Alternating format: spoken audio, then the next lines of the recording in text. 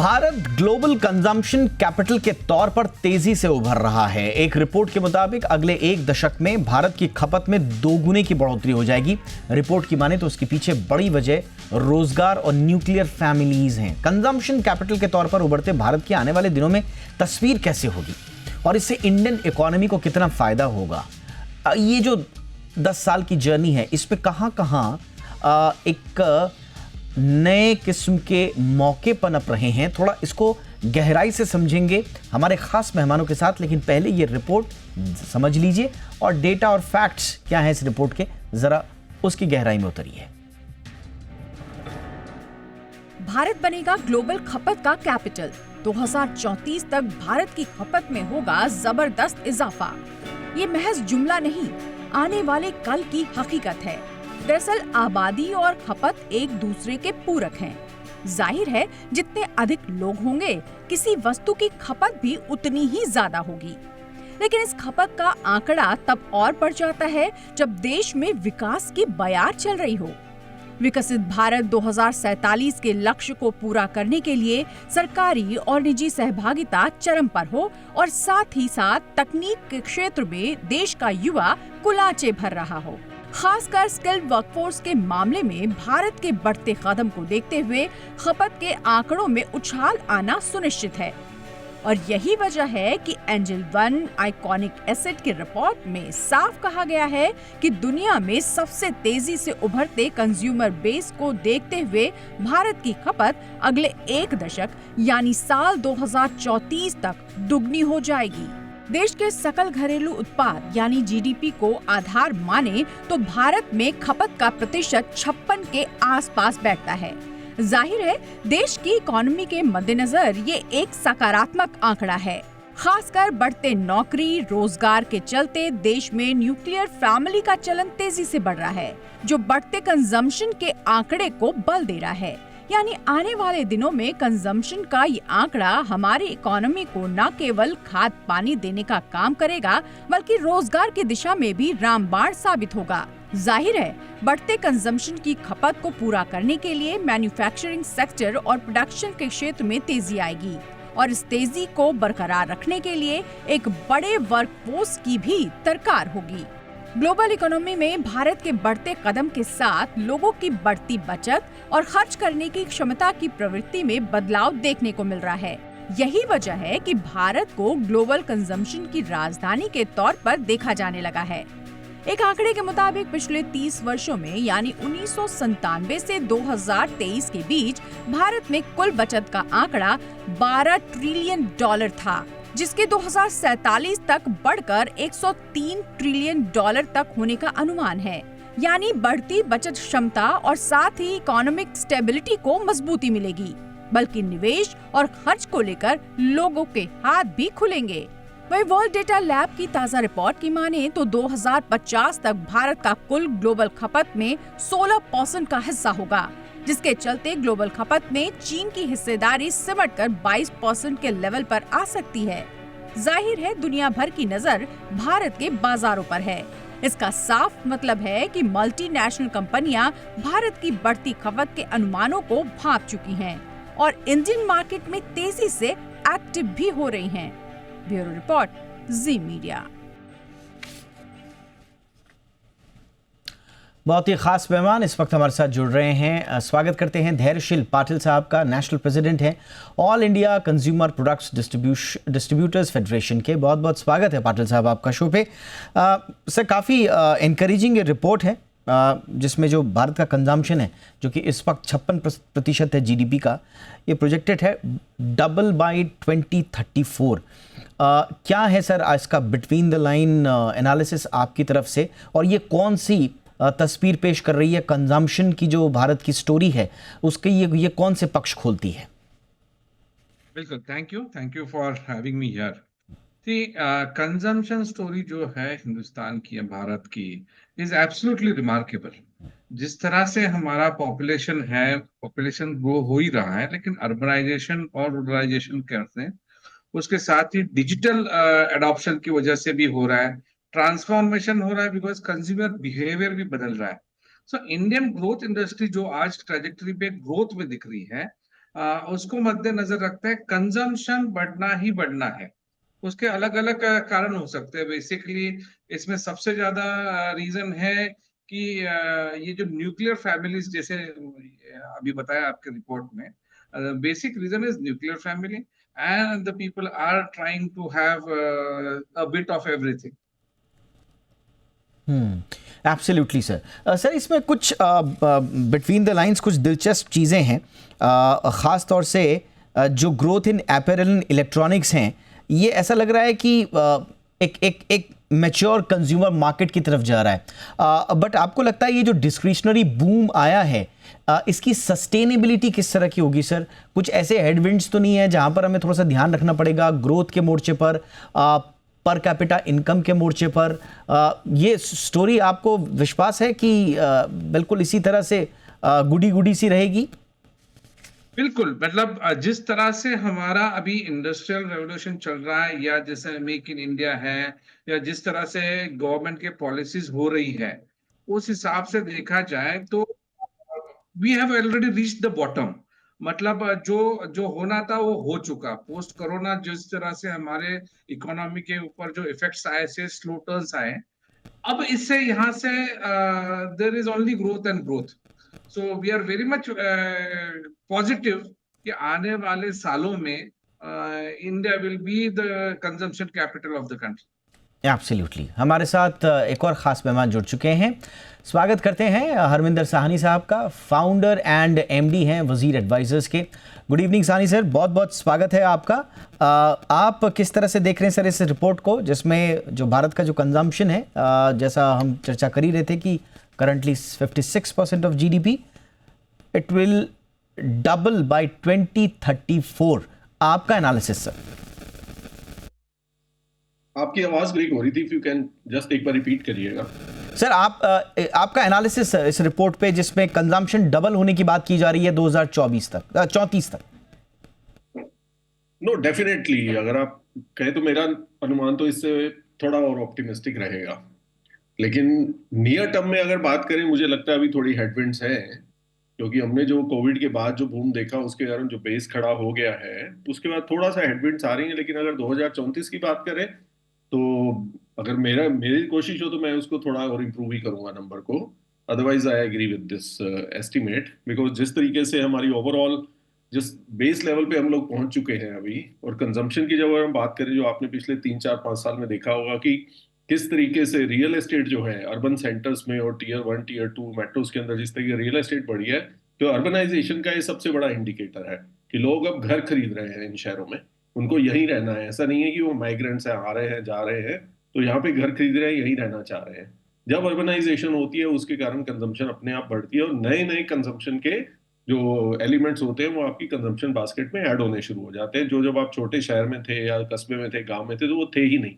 वो सब चीजें ऐड होनी शुरू हुई थी, चाहे वो ईटिंग आउट की बात करें, बेटर ड्रेसिंग की बात करें, बेटर एजुकेशन की बात करें, ट्रांसपोर्ट की बात करें, वो सारी चीजें बढ़नी है।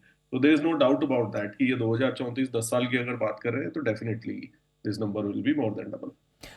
सानी सर, इसमें डिस्क्रिशनरी स्पेंडिंग को लेकर भी बड़ा दिलचस्प आंकड़ा है, और ख़ास तौर से जो कह रहे हैं कि साहब जो इंडियंस हैं वो ग्लोबल ट्रेंड्स को फॉलो करेंगे when it comes to discretionary spending.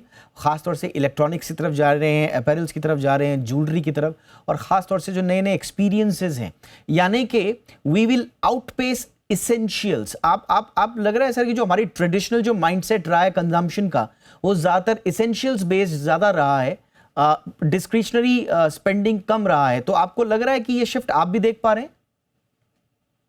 C, India में सबसे अच्छी चीज क्या है, इतना बड़ा देश होने के कारण अगर हम इंडिया को अलग अलग ब्रेक करते हैं तो इंडिया के अंदर ऑलरेडी वेस्टर्न वर्ल्ड की मिडिल क्लास छोड़िए, वेस्टर्न वर्ल्ड की अल्ट्रा वेल्दी क्लास भी है, और सिमिलरली हमारे यहाँ पे बहुत गरीब लोग भी हैं। तो अब हमें ऐसा नहीं है वेस्टर्न ट्रेंड्स को फॉलो करने की जरूरत है। इंडिया में ही जो एफ्लुएंट लोग हैं, वो जो कंजम्पशन कर रहे हैं, एस्पिरेशनल जो नेक्स्ट क्लास है वो वही करेगी, राइट? तो जहां वेस्टर्न उसकी पैरामीटर्स की जब हम बात करते हैं, वो उसको ओवर सिंप्लीफिकेशन है, मुझे लगता है कई बार हम उसको बात करते हैं। इंडिया का कंजम्पशन बास्केट हमेशा ही थोड़ा सा अलग रहा है, राइट? क्योंकि हमारे यहाँ पे जब हम, आप समझिए कि कितनी कैटेगरीज ऐसी हैं जिनकी हाईएस्ट सेल या तो फेस्टिवल या वेडिंग सीजन में होती है, राइट। तो वो किस तरीके की वो कंजम्पशन है जिसके अंदर हम लोग और लोगों पे, जब शादी होती है और लोगों पे पैसा खर्च किया जाता है, गिफ्टिंग में पैसा खर्च होता है, जो वेस्टर्न वर्ल्ड में नहीं होता है। राइट। तो वो हमारे यहाँ पे, और वो चीजें भी बहुत, वो पहले ही अलग थी, लेकिन उनकी पेस ऑफ ग्रोथ भी बहुत बढ़ गया है। कि अभी हम एक वेडिंग मार्केट के ऊपर एक रिपोर्ट कर रहे थे, तो नंबर्स आर एस्टोनिशिंग कि एक एवरेज शादी में कितना पैसा खर्च होता था आज से 10 साल पहले, और अब कितना हो रहा है। अमाउंट इज ऑलमोस्ट 3.5 टाइम्स 10 साल में। तो अगर यही ट्रेंड अगर रहा कि नेक्स्ट लेवल के लोग भी उसमें खर्च करने जा रहे हैं, तो ये थोड़ा सा हटके होगा, अलग होगा। दूसरी एक चीज जो है वेस्टर्न की, अगर हम बात करते हैं, मैं तो कह रहा हूँ वेस्टर्न प्रोडक्ट्स के ऊपर भी जो पहले एक फोकस रहता था, वो भी चेंज हो रहा है इंडिया में। क्योंकि इंडिया में आप देखिए, एक टाइम था जब रेमंड्स जैसा ब्रांड था जो सब वेस्टर्नाइज हो रहे थे। अभी फिर मानेवर जैसा ब्रांड आ गया जिसके कारण लोग इंडियनाइज हो रहे हैं। तो Indians are being very comfortable being Indians. तो उसके कारण भी कंजम्पशन का पैटर्न थोड़ा चेंज होगा। लेकिन ये माइक्रो डिटेल हो गया कि किस चीज पे लोग पैसा खर्च करेंगे। ब्रॉडर लेवल के ऊपर बात करेंगे, लोग पैसा खर्च करेंगे, इनकम बढ़ रही है, डिस्क्रिशनरी बढ़ रही है, खाने के ऊपर खर्चा beyond a point a percentage कम होनी है। अगर आप यूएस के नंबर देखें या जापान के नंबर देखें, नंबर जो आप डेली फूड के ऊपर खर्च करते हैं वो नंबर 10-12% मिलेगा आपको सिर्फ। हमारे यहाँ पे वो 50% के ऊपर है आज भी, क्योंकि इनकम लो है। पहले तो खाना ही खाएंगे ना लोग, उसके ऊपर जितना पैसा आता जाएगा फिर वो नई नई चीजें होने लगेगी, और ये परसेंटेज कम होगी, वॉल्यूम बढ़ रहा है, उसकी वैल्यू भी बढ़ रही होगी। Right sir, right sir, very interesting sir, very interesting points you raise. Patil साहब, एक जो अब इसको ब्रॉडर में देखें या मैक्रो में देखें, बट एक जो इम्पॉर्टेंट इसमें डिटेल है वो ये है किराना स्टोर्स की जो रेजिलियंस है। हम देख पा रहे हैं, ये रिपोर्ट बता रही है कि मॉडर्न रिटेल राइस के बावजूद जो किराना स्टोर्स हैं वो they are still dominating 92% of the trade. अब इसको आप किस तरह से देखें? अमन, इसको देखने के दो तरीके हो सकते हैं। या तो it is offering a unique opportunity for organised retail to tap into this vast, और दूसरा ये हो सकता है कि भाई कहीं ऐसा तो नहीं है कि 92% डोमिनेंस स्लो कर दे मॉडर्न रिटेल इनोवेशंस को। तो ये कैसे देख रहे हैं सर आप इसको, पाटिल साहब?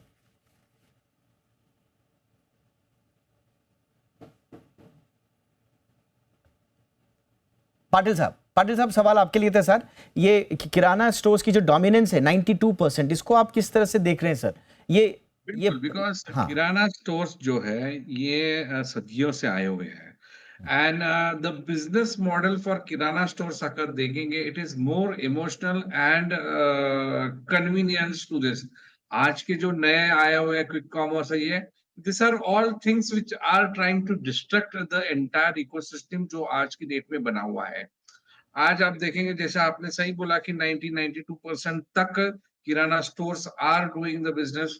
ये सिर्फ एफएमसीजी के लिए है, और बाकी रिटेल के लिए भी, जैसे सर ने बोला कि डिस्क्रिशनरी इनकम जो है वो बाकी बढ़ रहा है। 2034 तक नेचुरली में अगर देखेंगे तो हम डबल ही होने वाले हैं। So yes, we are very positive, and the roots which are, मतलब किराना स्टोर्स की जो आज की देश में पोजीशन है, वो पोजीशन काफी हद तक अगर हम देखेंगे तो it is at a strong position, right. Alright. सानी सर, इसको किस तरह से देखें? 92% का ये जो फिगर है सर, इसको हम थोड़े से आगे आने वाले टाइम पे एक मॉडर्न रिटेल इनोवेशन के लिए चैलेंज के रूप में देखें या अपॉर्चुनिटीज के रूप में देखें? नहीं, ये चैलेंज की तरह ही देखिए। और मॉडर्न रिटेल जो भी है, I been a big proponent of organised retail, modern retail for last 20 years. लेकिन मेरा ऐसा मानना है कि इंडिया में मॉडर्न और ऑर्गेनाइज्ड रिटेल और इवन ई कॉमर्स जितने भी लोग आए हैं, उन लोगों ने इसके अंदर कुछ भी इनोवेटिव किया ही नहीं है। उसके कारण ही वो लोग ज्यादा प्रॉब्लम में है वर्सेस किराना। किराना की अगर आज आप बात करें 92% पे है, तो ये 92% बहुत पहले हो गया था। लेकिन उसके बाद मैं पहले भी शायद आपके प्रोग्राम पे ये बात बोली थी, ये तीसरी बार, ये तीसरी सुनामी आ रही है किराना के अगेंस्ट। पहले ऑर्गेनाइज रिटेल आया, फिर उसके बाद ई कॉमर्स आया, और अभी क्विक कॉमर्स आ रहा। लेकिन हो क्या रहा है कि क्विक कॉमर्स आने से अभी 50 से 60 करोड़ रुपया उनका डेली का लॉस है। राइट। कब तक चलेगा, कब तक कर पाएंगे? क्योंकि इनोवेशन हो तो पैसा होना चाहिए ना, कि अगर आप एफिशिएंसी लाइए तो आप भी पैसा बनाएं, कोई और भी पैसा बनाए। सिर्फ 10-15 मिनट की डिलीवरी अगर कर पा रहे हैं अपनी जेब से पैसा खर्च करके, तो that is not innovation in my mind. लेकिन लेट्स सी, सब कहते हैं बाद में अपना प्राइवेट लेवल करेंगे। अरे वो ऑर्गेनाइज रिटेल ने भी किया, ई कॉमर्स ने भी किया, अभी आप भी करके देख लेना। तो kirana, India always has been a quick commerce. हर घर के 100 मीटर के अंदर किराने की दुकान थी, हर चीज मिलती है, आज भी मिलती है, तब भी मिलती थी। दूसरी बात यह है कि अगर आप सोचेंगे अपने कंपटीशन को आप स्ट्रैंगुलेट कर लेंगे कि वो लॉस मेकिंग होएगा तो वो बंद कर देगा। किराना वाला अगर बंद कर देगा तो जाएगा कहाँ? इंडिया 90% लोग सेल्फ एम्प्लॉयड है। उनके पास सबसे आसान तरीका है, सब्जी की दुकान खोल लो, किराना खोल लो। पैसा कम भी बनेगा तो दुकान तो खुली रहेगी। आपके पैसे खत्म हो जाएंगे, वो दुकान वापस चल जाएगी। तो मेरा तो इसके ऊपर स्टैंड है बड़ा क्लियरली कि जो आज की डेट में हो रहा है उसके अंदर अनलेस सच में ही कोई इनोवेशन लेकर आए, जो कि नहीं नजर आ रही है। सिर्फ माल इधर का उठा के जल्दी से मैंने आपको दे दिया, ऑर्डर आपका क्विकली हो गया, पेमेंट ऑनलाइन हो गई, this is not innovation. At the end of it वही प्रोडक्ट है, वही सारी चीज है। दूध मेरा हर समय क्विक कॉमर्स ही था। ठीक सर। जो मुझे चीज चाहिए थी मैं जाके ले सकता था, नहीं तो फोन पे मंगा सकता था। नया क्या हुआ? तो ये 92% तो वापस चाहे 100% पे आ जाए, मेरा स्टैंड तो ये है। ऑलराइट सर, अब देखिए, अब ये जो जो ट्रैजेक्टरीज हैं, जो प्रोजेक्टेड कंजम्पशन सर्ज है, हमने उस पर बात की। मैं थोड़ा सा, अब क्योंकि हेडविंड्स की भी बात उसमें की थी, थोड़ा सा रियलिटी पे आप आना चाहूंगा। सानी सर, मैं आप ही के पास आ रहा हूँ। एक तरफ हम देखते हैं ये वाला भारत जिसको कहा जा रहा है कि 2034 तक कंजम्पशन डबल हो जाएगा, इकोनॉमी बढ़ा देगा, फला फला, एवरीथिंग विल बी गुडी गुडी। और दूसरी तरफ हम आज की डेट में देखते हैं तो अभी भी इनकम इनइक्वालिटी से हम बिल्कुल भी मना नहीं कर सकते। ख़ास तौर से सेविंग्स और कंजम्पशन जैसे जैसे राइज कर रहे हैं, वेल्थ डिस्पैरिटी जो शायद लिमिट करे ब्रॉड बेस्ड स्पेंडिंग ग्रोथ को। और अभी भी हम देखते हैं लोअर इनकम हाउस होल्ड्स अभी भी स्ट्रगल कर रहे हैं और इन्फ्लेशन के प्रेशर को वो झेल नहीं पा रहे हैं। Number one. नंबर टू, जो रियल इनकम्स हैं, जो रियल वेजेस हैं, और खास तौर से हम जो देखते हैं जो बड़े बड़े सेक्टर हैं, चाहे एग्रीकल्चर है चाहे आईटी है, यहां पर जो मिडिल क्लास फंसा हुआ है अभी, तो आपको क्या लगता है सर, ये कब तक फंसा रहेगा इसमें? और ये जो हम बड़ी अच्छी सी जर्नी देख रहे हैं, कब तक उस जर्नी का हिस्सा ये लोग बन पाएंगे सर? जर्नी जो है ना, पहली बात मैं क्लैरिफाई करता हूँ, 10 साल में डबल होने की। तभी मैंने कहा कि अगर मेरा ये कंट्रोल में हो तो मैं इससे ज्यादा बड़ा नंबर डालूंगा, क्योंकि ये एवरेज है जर्नी, ये कोई एक्सेप्शन नहीं है 10 साल में डबल हो जाने का। ठीक। राइट। तो अगर इसको इस तरह से, फिर दूसरी बात, आपने इनकम डिस्पैरिटी की जो बात करें, आई थिंक वो रियलिटी और रियलिटी बढ़ती जाएगी। क्योंकि देखिए, सब लोग हर समय देयर विल बी पीपल, इतना बड़ा देश है अभी, मतलब 60% से ऊपर लोग अभी भी रूरल इंडिया में रहते हैं, 65-66%। वहां से जितने लोग आ रहे हैं, अपनी लैंड ओनरशिप उनकी जा रही है, डिवाइड हो रही है, वो हमेशा ही नीचे रहेंगे। तो लेकिन ऊपर वाले के ऊपर कोई लिमिट नहीं है कि वो ऊपर कितना ऊपर जा सकता है। तो पहले इंडिया के अंदर रिचेस्ट पर्सन अगर आपको देखना था, आज से 50 साल पहले जाएंगे तो 100 करोड़ वाला आदमी होएगा। आज $50 बिलियन की बात हुई है रिचेस्ट पर्सन। तो उधर ऊपर कोई लिमिट नहीं है। तो ये डिस्पैरिटी, मतलब मैथमेटिकल फैक्ट है कि ये डिस्पैरिटी बढ़ेगी, इसको आप अवॉइड नहीं कर सकते। लेकिन क्या उसके कारण कंजम्पशन पे असर पड़ेगा? कंजम्पशन बढ़ने का दूसरा रीजन है। कंजम्पशन बढ़ने का रीजन है कि there are products to be consumed and there money which you can spend on consumption. वो इकोनॉमी बढ़ रही है तो वो लोगों के ज्यादा से ज्यादा लोगों के हाथ में आ रहा है, इसीलिए कंजम्पशन बढ़ रही है। लेकिन आप कहेंगे डिस्पैरिटी कम हो जाएगी, सब लोग डबल भी हो जाएगी। जब हमारी इकोनॉमी मान लीजिए 10 ट्रिलियन हो जाती है, तब तक हमारी पॉपुलेशन मान लीजिए 150 करोड़ हो जाती है, तब भी तो हम लोग $5-6 हज़ार के ऊपर ही घूम रहे होंगे पर कैपिटा इनकम के ऊपर। तो कौन सा, एज ए कंट्री हम थोड़ी ना रिच हो जाएंगे। लेकिन हम आज ही के बेस पे कह रहे हैं डबल हो जाएगी, लेकिन डबल करके भी आप उन नंबर्स को देखें और वेस्टर्न वर्ल्ड की एवरेज से कंपेयर करें तो हो सकता है हम 1/3 पे होंगे तब भी। तो we are happy because we are better off than yesterday and tomorrow we are going to be better than today. Absolutely. यानी आप कह रहे हैं कि 2034 में अगर हमारे जो घरेलू जो हमारी स्थितियां हैं, अगर वो शायद बेटर होती तो 2034 में कंजम्पशन की तस्वीर और अच्छी हो सकती थी, जो आप शुरू से कह ही रहे हैं। पाटिल साहब, ये जो अब जेन जी की बात आ रही है और इस रिपोर्ट में बताया भी गया है कि पूरी यूएस की पॉपुलेशन से ज़्यादा तो हमारे यहाँ जेन जी है, लेकिन एक फिर हमारे मन में सब आता है कि ये ओवर रिलायंस ऑन जेन जी जो हम कर रहे हैं, इसके लिए आपको एम्प्लॉयमेंट जनरेशन भी तो करना पड़ेगा, वो भी स्टेबल, ताकि इनकम ग्रोथ भी उनकी स्टेबल रहे। अगर वर्कफोर्स एक्सपेंशन में हम थोड़ा पीछे रह गए, जिसकी आज बड़ी गुंजाइश लगती है, क्योंकि बहुत सारी चिंताएं हैं वर्कफोर्स एक्सपेंशन के लेवल पे, स्किल डेवलपमेंट नहीं है, बहुत सारी चीजें हैं। तो ये जेनजी के कंधे पे सवार हो के हम तभी तो चल पाएंगे जब उनके लिए हम कुछ कर पाएंगे। तो यहां पर कुछ करना पड़ेगा सर, पाटिल साहब। इसमें मेजर रोल जो है इज द गवर्नमेंट अथॉरिटीज। मतलब हम कंजम्पशन में अव्वल है या कंजम्पशन हमारा अच्छी तरह से चल रहा है, और जैसे सानी साहब ने बताया तो कि 2034 में डबल 2.5 टाइम्स या 3x होना चाहिए। कि इसमें पॉलिसी मेकर्स का बहुत बराबर इम्पोर्टेंट रोल भी है, जैसे इनकम ग्रुप बढ़ाने के लिए या जो शेयर लेवल प्लेइंग फील्ड हो या रेगुलेटरी पॉलिसीज हो, इन सब में इनका भी ज्यादा रोल होना चाहिए, ऐसा हमें लगता है। ऑलराइट सर, क्विकली सर, सानी सर, 20-30 सेकंड में अगर आप बता पाएं, जो बहुत इंपॉर्टेंट पॉइंट है वो है डेट का रिस्क। ऐसा भी कहा जाता है कि कंजम्पशन तो आज भी बढ़ रहा है, लोग स्पेंड तो कर रहे हैं, लेकिन सारा का सारा क्रेडिट कार्ड से स्पेंडिंग हो रही है, कर्जा लेके ऋण, क्या कहा जाता है, चारवाक सिद्धांत, कि ऋण लेकर घी पीना, वैसी स्थिति आज है। तो ये भी एक रिस्क रहेगा सर फ्यूचर में? हाँ, वो रिस्क रहेगा, लेकिन वो ना सारी चीजें स्मॉल बेस की बात है, क्योंकि आज की डेट में भी अगर आप देखेंगे तो कितने लोग एक्चुअली उस क्रेडिट के ऊपर कंजम्पशन कर रहे हैं, राइट। एज ए कंट्री जब नंबर की अगर हम बात करते हैं ना, तो एज ए कंट्री हम क्रेडिट एवर्स कंट्री हैं, हम लोग उतना नहीं करते हैं। तो देयर इज सर्टेन, जिसको कहते हैं ना, dislocated unattached middle class which has moved from smaller towns to bigger towns, leaving their families behind. और फिर उनके इनकम, यही जो आईटी सेक्टर और ये जो अपने कॉर्पोरेट सेक्टर में लोग जो काम कर रहे हैं, वहां पे हम थोड़ा ट्रेंड देख रहे हैं। लेकिन जैसे ही आप छोटे शहरों की तरफ जाते हैं या थोड़ी स्टेबल फैमिलीज की ओर जाते हैं, आप देखेंगे they are completely credit averse, उनको नहीं करना है। कार लेते हैं सब लोग ईएमआई पे, लेकिन ऐसा नहीं है कि वो क्रेडिट कार्ड के ऊपर हर अपना खर्चा चलाने की कोशिश कर रहे हैं। ऑलराइट सर, आई थिंक वो कंट्रोल भी करना बहुत जरूरी है कि बाय नेचर हम लोग एवर्स हैं, लेकिन सिस्टम को भी इसका ध्यान रखना होगा कि हम उस डायरेक्शन में नहीं जाएं। क्योंकि वही बात आपने उधार लेके घी पीने को अगर हमने एनकरेज किया है एज कंट्री, तो आई थिंक फिर वही हमारा हाल वही होगा जो वेस्टर्न वर्ल्ड में। एब्सोल्युटली सर, बहुत बहुत डिटेल में आप दोनों से बातचीत हो गई sir. Thank you so much. Sani sir, thank you so much for your time sir. Patil sir, thank you so much.